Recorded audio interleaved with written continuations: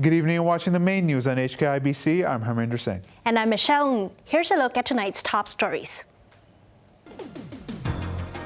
National Anthem Bill is passed after a shortened third reading disrupted twice by foul-smelling liquid. Organizers of June 4th Vigil go ahead with commemoration despite police ban.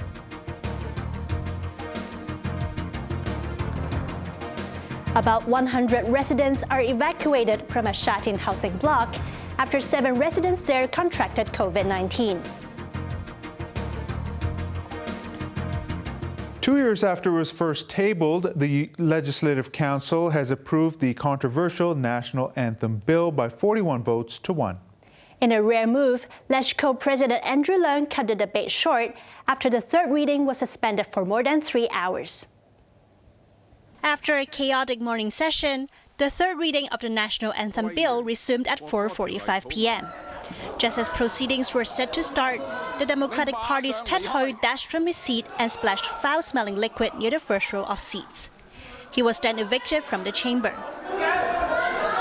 Unlike after a similar incident this morning, the session was not suspended. But in an unusual move, Legislative Council President Andrew Leung, instead of resuming the debate, went directly to Secretary for Constitutional and Mainland Affairs Eric Tsang for his closing speech. Pan Democrats shouted slogans while the minister spoke.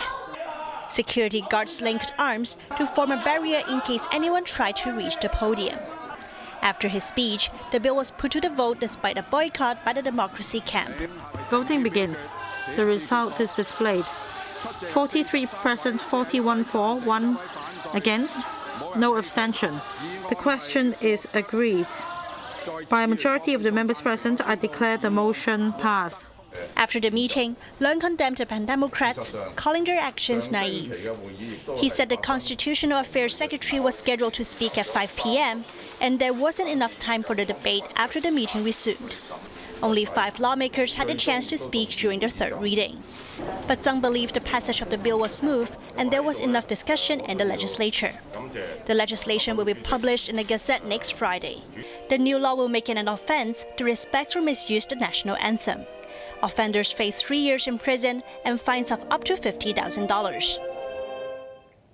Police and firefighters rushed to the Legislative Council building after an opposition lawmaker created a stink literally. A foul-smelling liquid was thrown in the chamber during a debate on the National Anthem Bill. Grace Ma reports.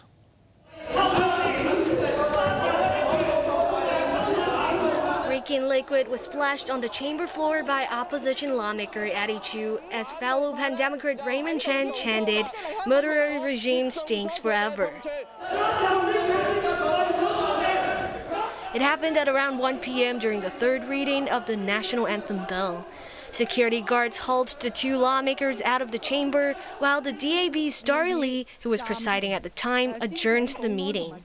Chu later said he was marking the anniversary of the Tiananmen Square crackdown by spilling a type of biofertilizer. My response is written on this placard: "A murderer state stinks forever."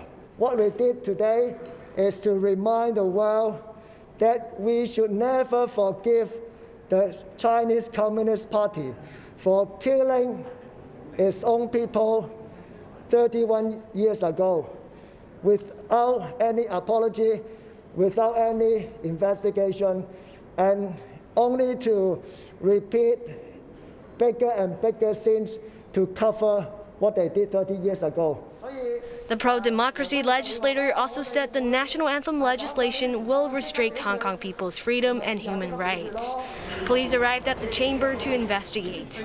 Firefighters, equipped with gas masks and oxygen tanks, probed between seats to check for gas. Grace Ma, HKIBC. Organizers of the annual June 4th Candlelight Vigil returned to Victoria Park tonight as promised, defying a police ban on the 31st anniversary of the Tiananmen Square crackdown.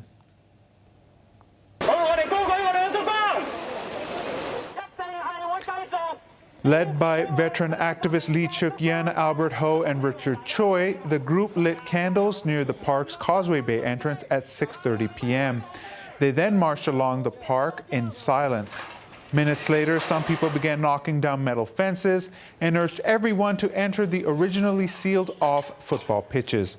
Park staff reminded people the venue is shut because of COVID-19, but their warning was ignored. Those who gathered at Victoria Park have vowed to stand firm, saying they want to keep Hong Kong's freedoms alive. We will insist that we have the right to light a candle inside Victoria Park. And you can see that internationally, there are lots of concern about whether we can have this candlelight vigil. I think the world had always respected Hong Kong for our persistence, and we should show to the world that we will still exercise our freedom for democracy in Hong Kong and China, and to condemn the massacre back in '89. I think every Hong Kong citizen still have the freedom to go wherever they want to. So therefore, I'm not too worried about being in the park. We are going to deliver these electric candles. This is the most important thing is, if you have a candle at your heart, this light will not go away. It will shine for you and shine for Hong Kong, shine for China, and shine for the world. Our reporter Grace Ma is down there at Victoria Park. Tell us the latest, Grace. Very shortly, the vigil attendees will observe a moment of silence at 8:09 p.m. sharp to commemorate the Tiananmen crackdown in 1989, where lives were lost. Although the Victoria Park football pitches had earlier been barricaded, but the vigil participants barged in around an hour ago. Right behind me is actually the Hong Kong Alliance, the organizer Lee Chak-yen. And it's worth noting that this is the first time in 31 years that police banned the vigil, citing health threat posed by COVID-19. People are actually sitting a meter apart, exercising social distancing as well. And another feature this year is that people are shouting slogans like 5 demands, not one less, as well as advocating Hong Kong independence. Thank you, Grace. It was an emotional day in Beijing for the mothers and relatives of those killed in the crackdown. Due to the coronavirus pandemic, only 6 people turned up at the Wan'an Cemetery for a memorial ceremony. The Tiananmen Mothers group had earlier expressed worries that they would be banned from visiting the graves because of COVID-19, but they were allowed to go after registering. They read out a message saying they will continue to seek the truth and demand compensation for the relatives of those who lost their lives. One of the Tiananmen protest leaders has thanked Hong Kong people who commemorated June 4th. Speaking in Taipei, Wu Kai-shi said Hong Kongers helped the protesters 31 years ago. I owe them my life. If I could be in Hong Kong, I will be in Hong Kong. If I can be in Hong Kong, I'll be in the front line, taking the beating from the police. I could not make it to Hong Kong. Our heart go with them. But what they're doing right now is really just moving the battlefield from the street of Beijing into the street of Hong Kong now. In Beijing, Tiananmen Square was quiet and empty. Police and armored vehicles were parked around the square. Only a few people were seen lining up at security checkpoints to enter the venue.